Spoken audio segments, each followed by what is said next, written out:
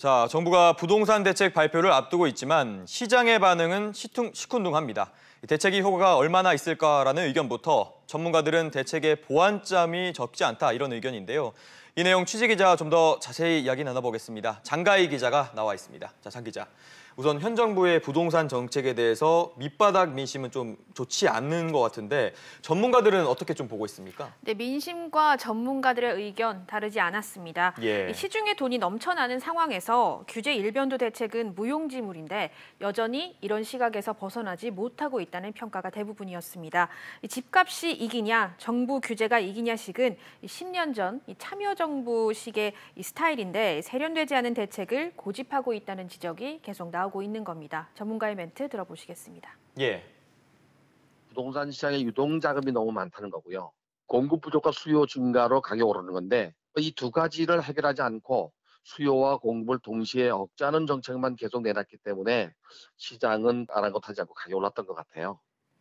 네, 장 기자. 그런데 보유세 강화가 현재 유력한 부동산 대책 가운데 하나지 않습니까? 그런데 전문가들은 이 퇴로를 여는 방법을 모색해야 된다 이런 얘기를 한다고요? 네, 맞습니다. 이 보유세를 인상할 경우에 취등록세 그리고 양도세는 좀 낮춰야 된다 이런 의견이 나오고 있습니다.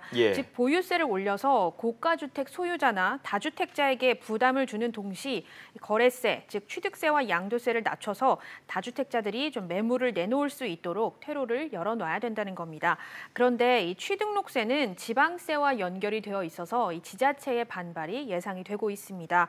이 국세인 종부세가 늘어나면 지방 교부금도 늘어나서 이를 상쇄할 수 있다 이런 분석도 있긴 하지만 현실적으로 취등록세 인하는 정책적인 의지가 필요해 보입니다. 양도세 중과도 거래 위축의 원인 중에 하나로 꼽히는데요. 시세 차익이란 불로소득을 줄여주는 것이 과연 타당하냐 이런 반론도 만만치 않습니다.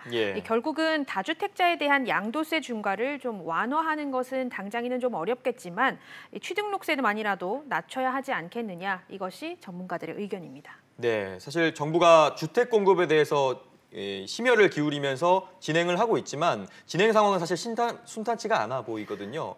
그런데 서울시의 협조도 지금 필요한 상황에서 주택 공급에 대한 전문가들의 의견은 좀 어떻습니까?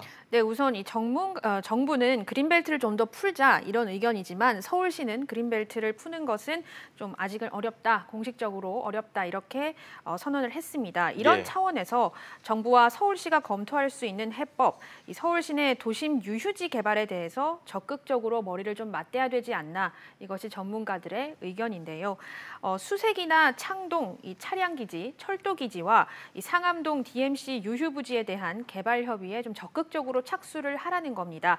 또 노후 주거지 개발에 대해서도 돌출식 개발을 언급하기보다는 합리적인 개발 수순을 밟으라는 의견도 많습니다. 용산, 여의도 개발의 필요성은 사실상 분명한 만큼 시세 차익에 대한 환수 방안을 수립하고 밑그림을 좀 명확히 하는 등 개발 물꼬를 터주는 방안도 함께 필요해 보인다는 의견입니다. 네, 알겠습니다. 장 기자 이야기 잘 들었습니다.